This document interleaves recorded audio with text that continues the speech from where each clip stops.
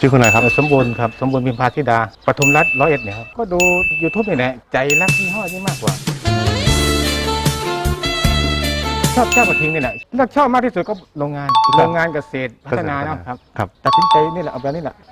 ประมาณ3 เดือน 4 เดือนนี่แหละ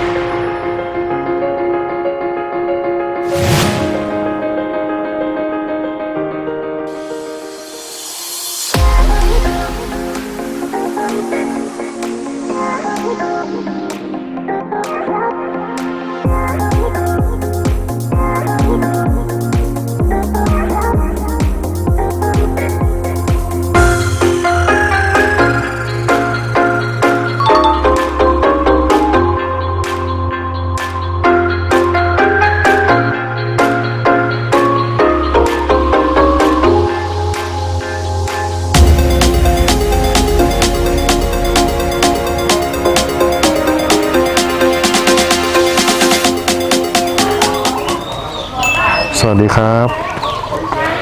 Hi guys, welcome to เกษตรพัฒนาฉะเชิงเทรา Factories channel where we showcase our agricultural machines such as the popular energetic bull tractor, the newly innovated combine harvester CH250S, the high performance crawling rotavator KC01 and series of high quality เกษตรพัฒนา grain dryers. Today we came to deliver a brand new energetic bull 4-wheel tractor for a customer in Rayat province in the northeast of Thailand. Without further ado, let's hear it from him.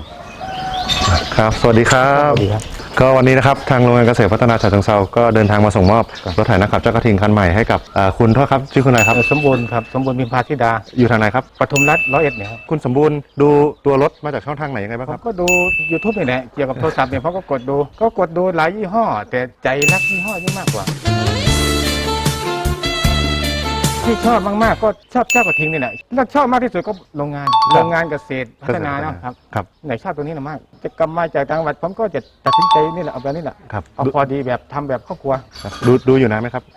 ประมาณ3 เดือน 4 เดือนนี่แหละครับยังไงวันนี้ทางโรงงานเกษตรพัฒนาก็ต้องกราบขอบพระคุณนะครับคุณสมบูรณ์ที่มั่นใจแล้วก็เลือกใช้รถไถเจ้ากระทิงจากทางโรงงานเกษตรพัฒนาฉะเชิงเทราขอให้คุณสมบูรณ์โชคดีนะครับครับกราบขอบพระคุณมากนะครับสวัสดีครับ